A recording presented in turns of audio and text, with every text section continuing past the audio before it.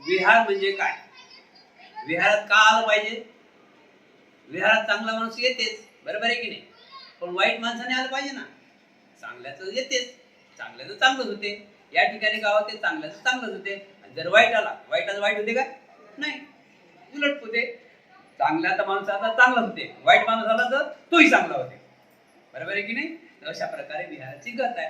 पण आपल्यामध्ये काही अशा प्रकारे जो धम्मार घेऊन चालत नाही व्यक्ती, उपासक असो या उपासिक असो, तर ते अधोगतीला जातात. आणि ते अधोगतीला स्वतः जातात जातात पण साऱ्या गावातच नाश करून जातात. एकटा जातात जातात साऱ्या गावातच नाश करून जातात. उद्या दुसरं साऱ्या गावाचा नाश.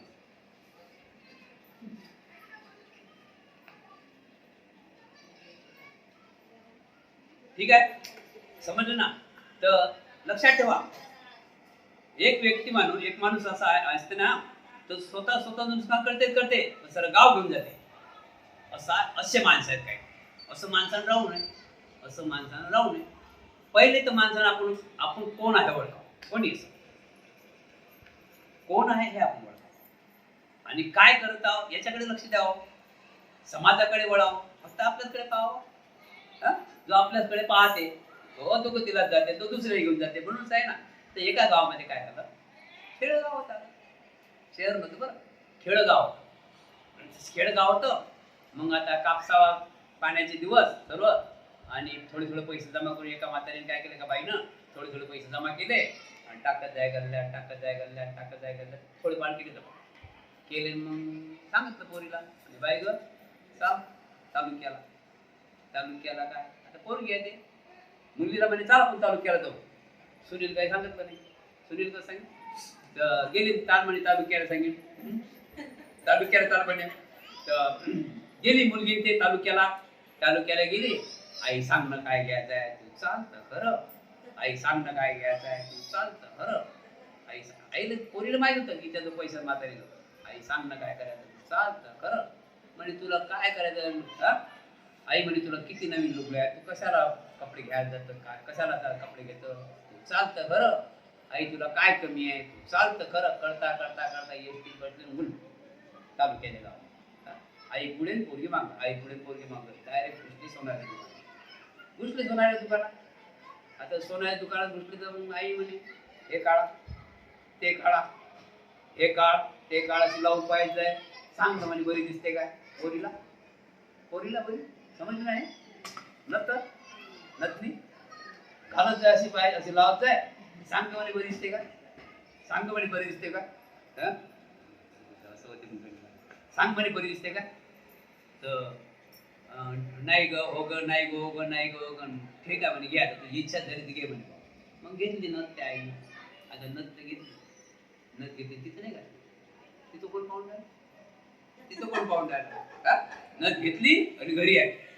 नथ घेतली आणि घरी आहे. घरी आल्यानंतर सकाळी आपले उठली, सकाळी लवकर उठली, रात झोपली नाही. त्या झोपच लागेल आता, रातभर झोपी लागत नाही. उन्हाळ्याचा दिवस होता, गरमीचा टाइम होता. लोक सगळे बाहेर झोपतात गावात, माहिती आहे तुम्हाला. उन्हाळ्याचा दिवस होता आणि शेतात आपले कंच काढून कडबे असे लावून ठेवले होते. कंचाचे धोरायसाठी ज्वारी काढली, ते पेंड्या की नाही, शेतकरी ते शेतात लावून ठेवतात. ते जिकडे पेंड्या लावून ठेवल्या त्या. तर सकाळ पहाटेचं म्हणजे हे आहे, उन्हाळ्याच्या दिवसा लोक नाही बाहेर झोपतात, जास्त बाहेर झोपतात, थंडी लागते. तर मग आज सकाळी आई उठली आणि अंगठून धुतलं चांगलं, महागडाचं कपडे साडी असेल किंवा लुगडं असेल ते घातलं, गेली आठशे. डबी घेतली डायरेक्ट आठशे. इकडे पाहिजे तिकडे पाहिजे, इकडे पाहिजे तिकडे पाहिजे. कोणी पाहिजे का मला, कोणी काय करते काय पाहिजे, कोणी पाहून कोण पण काय कोणाला गरज पडली, लोकांना काय गरज पडली का, ते आठशे तो आहे की लोकांना काय गरज पडली, गेली तिचं घर आहे. करता काढली त्याची 8-6 तास कपाट पोरं आणून ठेवलं. कपाट तिथे उभी राहिली, काढली डबी, काढली आणि दिली बसवली. नथ लावली. आता नथ लावली तर नथ काय करते म्हणजे काय, खडा आहे का तो, ते इथपर्यंत येईल ना, लांब होतील ना नथ, माहिती आहे ना, मोठी असते नाम नथ होती. अशी लय लांबारी ते नथ. मग इकडे पाय तिकडे पाय, आता ते आईला माहिती. आपण देवतो ना ते इकडे पाय तिकडे पाय, मशी करेन तशी करेन, आणि घातली नथ आणि निघाली. सुनील म्हणे, सुन म्हणे बेटा आई आई चहा घ्या. बाई नको नको म्हणे, अच्छा नको नको म्हणे. गाई झाली होती ना, जशी घातली ना तशी आईला लय गाई झाली. चालली सोनाबाईच्या घरी. सोनाबाई ऐका ग घरी, बराबर सोनाबाई ऐका ग घरी, ऐका घरी. बाई फुलाबाई तुम्ही लवकर आल्या. बरोबर फुलाबाई तुम्ही लवकर आल्या. बरं चहाच्या टायमाला चहाच्या टायमाला आल्या. पण दुसरे चहाच्या टायमाला आल्या. मग आता त्या बाईनं चहा बनवला तयार होतो. चहा बनवला. मग आता आई आलीच, कासाबाई आली, या कासाबाई चहा. मग त्यावेळेस का असे आपल्या सारखे कप नाही, असे कप्पशा किंवा ताटं असं, कप्पशा किंवा ताटं. मग दिला चहा. आता ते ताट धरलं. जमीन का ताटानं माहित पडलं तुम्हाला. लय कोशिश करायला पाहिजे, ये बंदातच ताटानं काही जमीन. आता काय तर एक खाद्याला थोडं खाली, एक खाद्याला थोडं, आणि सऱ्याकडे पाहते अशी करते ताटानं, एका बाजून अशी करून देते. आता कोण म्हणे, लोकांना माहित होती काही बोललं तर आगच आहे. लक्षात ठेवा, जरासं काय बोललं की आगच आहे. सरे लोक पाहून राहिले, त्यांच्या सुलाई पाहून राहिल्या, त्या फुलाबाईच्या सर सुलाई पाहून राहिल्या, पोरही पाहून राहिले. असं केलं कोण बोललं तर त्याला जा. त्यामुळे यांनी ओळखलं की काहीतरी आहे गडी. बोललं तर त्याला जाईल ना. त्याच्यापेक्षा फुल फार केलं, आणि इकडे पाहिजे फुलफार का झालं तरी बाई ग लय चहा गोड झाला, बाई लय चांगला झाला, विसून लय चांगली हात तरी. कशामुळे लक्षात ठेवा. समजलं ना. करता करता कोण बोली सर्वांना माहित पडून राहिलं आपल्या मनात की एकावन्न नाटक चाललं. पण बोलीन कोण, बोल ते जाते ना. त्यामुळे अशी धरू बाई ग लय चहा गोड झाला, घडीच्या दुधाचा आहे काय ग, काय टाकलं ग यात, काय नाही ते धरे सोडत जाय धरत जाय. झालं. कोणीच बोललं नाही. बसली इकडे तिकडे, बसली इकडे तिकडे. पाय कोण बोली. 10 मिनिट झाले. चालली म्हणे बाई, चालली म्हणे घरी. बाई म्हणे जाय घरी. गेली ना जाय घरी. गेली. आता काल घरी जाते. घरी कशाला जाते, सकाळी निघली ना, घरी कशाला जाते, आणि दुसऱ्या बाईच्या घरी घुसली. घरात वाड्यात घुसली, वाड्यात दुसऱ्या बाईच्या घुसली, वाड्यात घुसली. वाड्यातून बाई जय भीम काहीतरी केलं. या बाई बरं झालं, बरेच दिवस आले नाही, बरेच दिवस आले नाही. टाईमच होता म्हणजे पैसे जमा होते. मला त्या मनाला वाटे पैसे जमा होते. मला वाटतं आणायला टाईम होता म्हणून मी त्या घरी आलो. टाईमच नव्हता म्हणजे काय आल्याने. तिने म्हटलं पैसे जमा दे. म्हणते बाई लय दिवस झाले तुम्ही आल्याच नाही. ते काय म्हणाले काय झालं म्हणते पैसे जमा दे. मला टाईमच होता म्हणजे तुझ्या घरी आल्याने. या आता आली, बरं झालं या. आणि बाई काकू आल्या बनवच्या. चहा बनवायला लावला. आणि बाई असं झालं ते असं कलर कोणी मारला ग, समजलं ना. म्हणजे आला म्हणून कलर ते लय चांगलं झालं ग. ते काय आहे का तिकडे एवढं असं करून काय लोकांना तिथे बोलले बोललं की ते बोललेच ना. मग आला हे वाट पाय, कोणीतरी बोललं पाहिजे केवढ्याचे आहे बा, कसं आहे बा, काय कोण बोलली, काय गरज पडली, आणि लंटोट आम्हाला काय गरज पडली अशा प्रकारे. तर मग करता तिथेही मी चहा घेतला तसाच. चहा असं डायरेक्ट घेता येत नाही ना. बघा ना, तुम्हाला माहित आहे घेता येईल का, कोणाची हिंमत नाही चहा घ्यायला. ते इथं येते ना. तो करता तिथे हात घ्या घेतला, दुसऱ्याची चौथ्या घरी गेली. आणि थोड्या ठिकाणी एका चौकात लय बाय बसवल्या चांगल्या त्या गप्पा द्यायच्या की आज कोणाच्या शेतात जा, कोणाच्या जा. तिथेही लागली असे ठिकाणी का होतो, कोण आहे शेतात जरा बाहेर ओळख, कोण बोली.